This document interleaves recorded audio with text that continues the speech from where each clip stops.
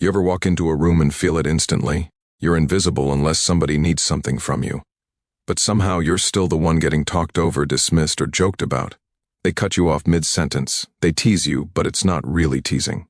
They ignore your idea until someone louder it. You laugh it off in the moment. Then on the drive home you're replaying it, thinking, why didn't I say something? Why do I always let that slide? Here's the uncomfortable truth. Nobody really tells you. The people around you are constantly learning from music how to treat you, and if you don't set the lesson, they will. Machiavelli, that old political strategist people love to call evil, music had a brutal little insight. People judge almost everything by appearances, not intentions. They don't care what's in your heart. They care what you tolerate, what you allow, where music you draw the line. Respect isn't just given, it's negotiated every day in small moments. So this isn't going to be scream at everyone and dominate music nonsense. And it's not just love yourself and people will magically respect you either. I want to give you something you can actually use tomorrow morning in a meeting, at dinner, with family, in a conversation with your partner, wherever. Music, by the time we're done, you'll know 3 things. How people quietly test your boundaries. Music, how to respond in the moment without turning it into a soap opera. And how to slowly change the way people see you if you've already let the music walk over you for years. Let's start with the core Machiavellian truth. People are self-interested and they watch for signals, not evil, just self-focused. If you always say yes, they'll keep asking. If you always swallow disrespect music, they will keep pushing. If you laugh when they humiliate you music as a joke, they'll do it again because it cost them nothing, and it music entertained everyone. In their mind, that's efficient. Maximum benefit, zero consequence. Machiavelli would say, you have taught them that the cost of disrespecting you is 0, so why would they change? That sounds harsh, but flip it because there's power there. If you can teach people that music disrespecting you is easy, you can also teach them the opposite. And no, that doesn't mean becoming some cartoon villain. It means you quietly become someone who doesn't reward disrespect with approval, doesn't explain themselves to people who are baiting them, music, and does follow through when a line is crossed. You might be thinking, okay, but what does that look like when my boss music interrupts me in a meeting? Or what about my partner rolling their eyes every time I talk? We'll get there.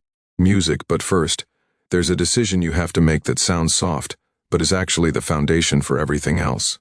The decision is this: I am no longer available for being disrespected as the price of peace. Because for years, a lot of us trade self-respect for harmony. I'll let it pass. I don't want drama. I'll keep quiet. I don't want to seem difficult. I'll laugh. I don't want to be the boring one who can't take a joke.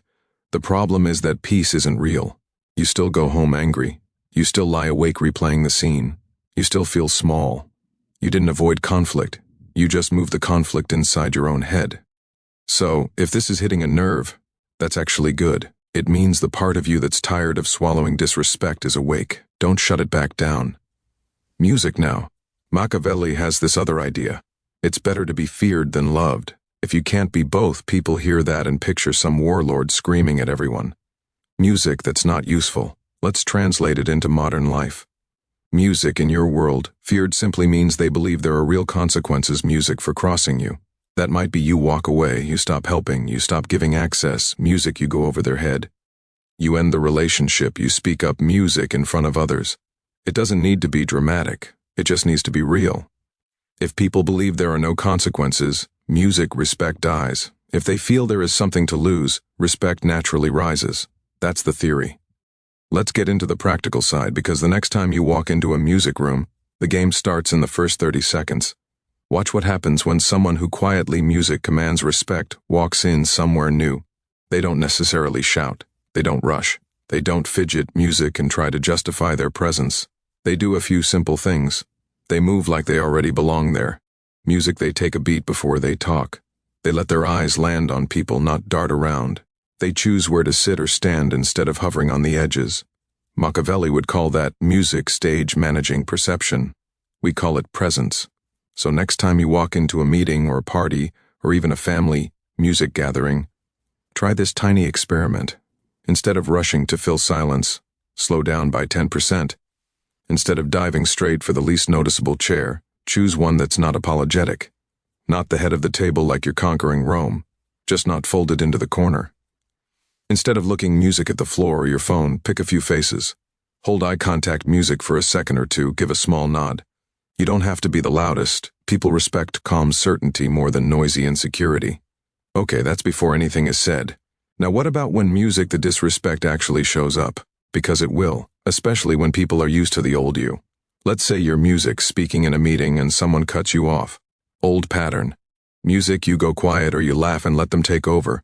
Or you speed up your words like music, you're apologizing for existing.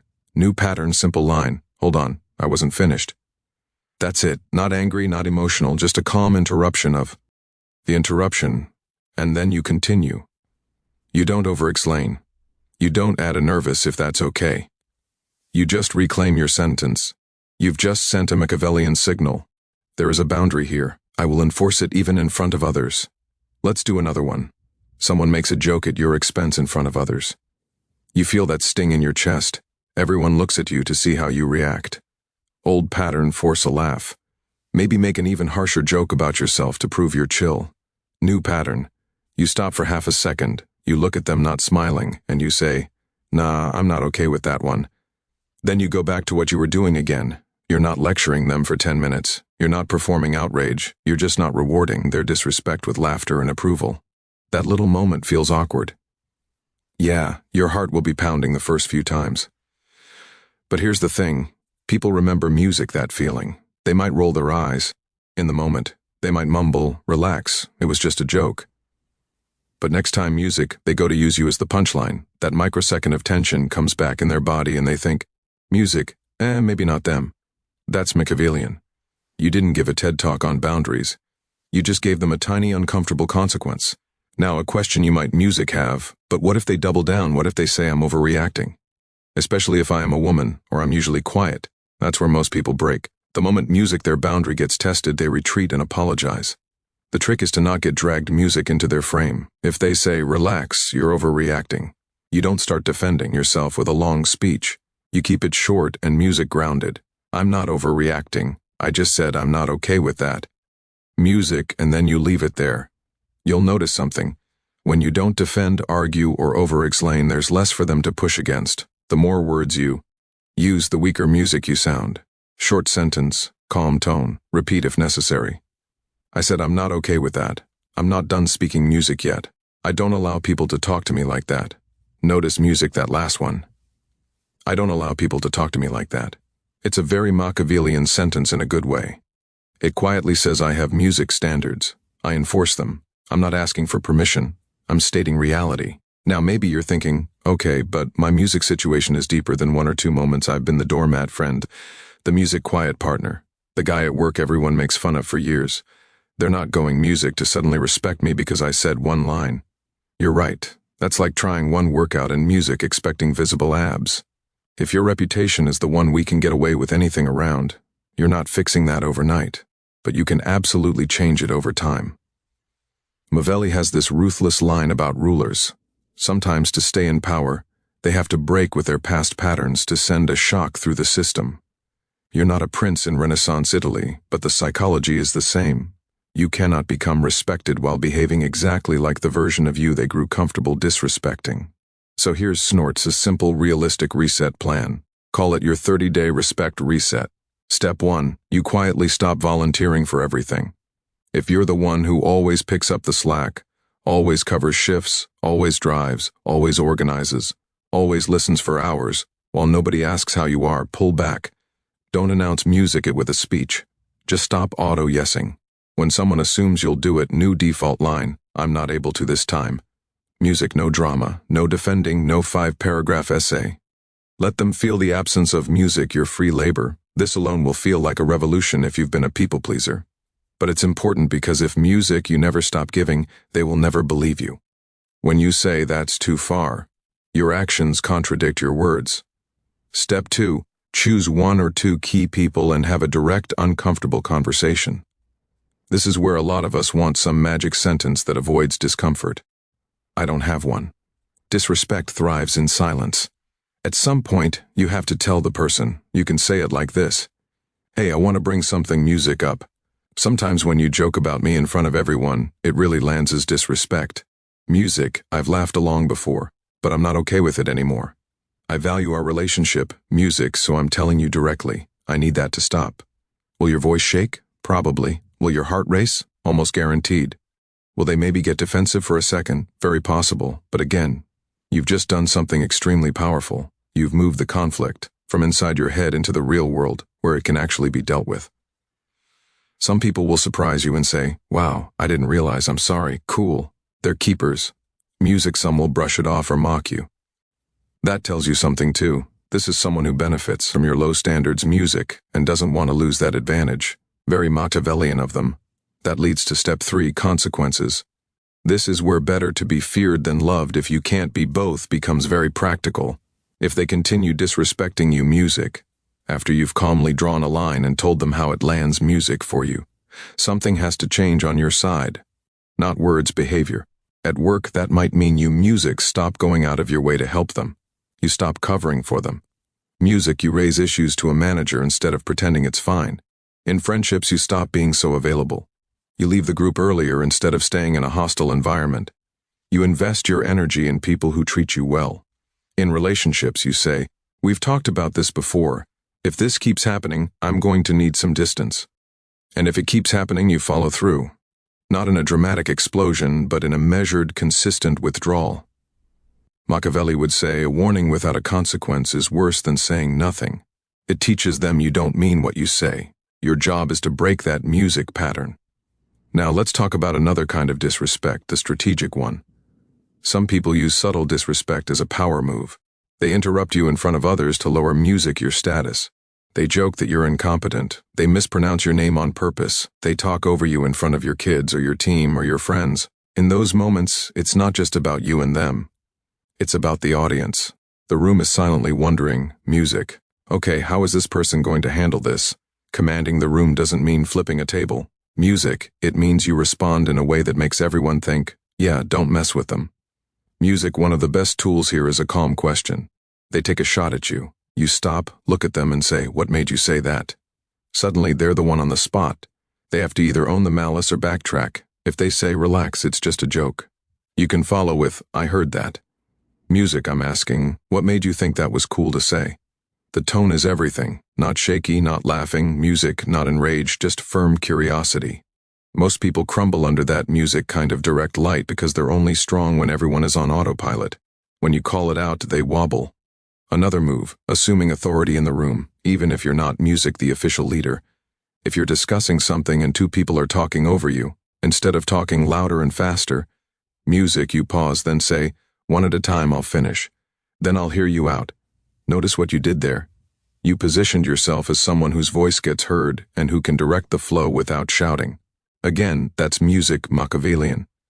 You acted as if you had authority. And often people will just go along with it because humans are wired to follow certainty. Now there's a balance here. You don't want to become the tyrant who disrespects everyone else. That's just flipping the same insecurity to the other side. So, here's a rule of thumb. You never use disrespect to gain respect. You don't talk over others to show dominance. You don't belittle people to look strong. You set standards for how you are treated. Music, and you also treat people the way you're asking to be treated. That's not music weakness. That consistency is actually what builds your reputation. Speaking of reputation, music Machiavelli talks a lot about how a ruler's reputation can music save them from 1,000 fights. When people broadly know that person is tough music but fair and they don't play games, a lot of potential disrespect never even gets attempted. In your life, that reputation looks like this. People know you keep your word. They know you don't gossip about everyone. Music, they know you won't explode emotionally, but you also won't swallow everything. They know you're competent at what you do. So if you want people to respect you more, one of the least sexy but most powerful moves is get very good at something music and become reliable. The more valuable you are, the more costly it feels to disrespect you. Think about that one person at work everyone listens to. Even if they're quiet, often it's because they've built years of competence and follow through. When they speak music, it matters. That's another kind of fear in the Machiavellian sense. Not fear of violence, but fear of losing access music to your value. So while you're working on your boundaries, also work on your skills, your health, your network. The more options you have in life, the less you tolerate garbage. People can feel when you're not trapped. Now, I want to address something that music might be sitting in the back of your mind. What if I try all this, and some people still don't respect me? Answer: some will never respect music you, because respecting you would require them to look at their own behavior. They're not ready for that. Your job is not to convert everyone. Your job is to stop participating music in your own disrespect. That might mean accepting that certain relationships will fade, that a workplace music that runs on humiliation culture is not worth your life energy, that a family member who only feels big when music you feel small might need distance. Those are heavy things. I'm not pretending music, they're easy. But again, ask yourself, what's the price of staying music exactly where you are 5 years from now? Still swallowing it. Still furious at yourself for being silent. One more thing I promised. A simple sentence you can keep in your music back pocket.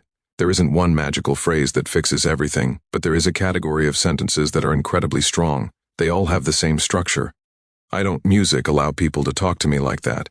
I don't discuss my personal life at work. I don't tolerate jokes like that about me. I don't raise my voice, and I won't be spoken to in that tone either. Notice none of those are. You're a bad person. You always disrespect me. You make music me feel. They're not about judging the other person's soul. They're about stating your standard.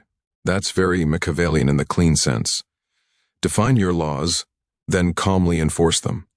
You're not begging for respect. You're showing how things work in your kingdom, which is your music life. If you've been quiet for years, your voice might shake the first 10 times you say this. That's fine. Shaky voice, strong music boundary. Over time, something interesting will happen. You'll stop waiting for people to disrespect you so you can react. You'll start carrying music yourself with a different bass line, and people will sense it.